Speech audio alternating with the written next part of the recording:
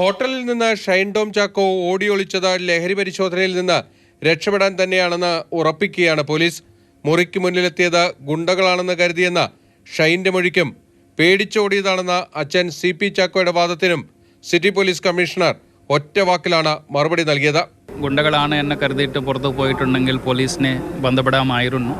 അങ്ങനത്തെ ഒരു സാഹചര്യങ്ങളൊന്നും ഉണ്ടായിട്ടില്ല. അല്ലെങ്കിൽ പോലീസിനെ സമീപിക്കാമായിരുന്നു. അങ്ങനത്തെ ഒരു സാഹചര്യങ്ങൾ ഉണ്ടായില്ല.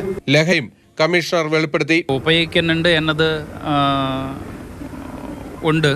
പക്ഷേ നമുക്ക് അതിനകത്ത് ഇനി എന്തോ ഉപയോഗിക്കുന്നുണ്ട്, എങ്ങനെയാണ് എന്ന കാര്യങ്ങൾ നമുക്ക് നോക്കാൻ ആവശ്യമുണ്ട്.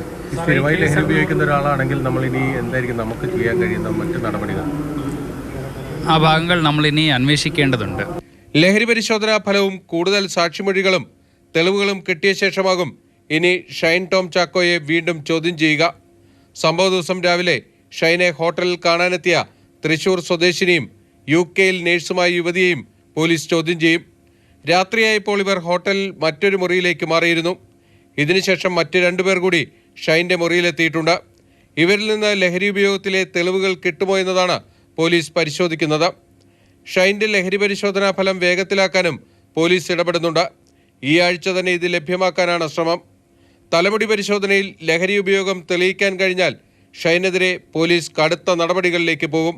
ബിനിൽ, മാതൃഭൂമി ന്യൂസ്, കൊച്ചി.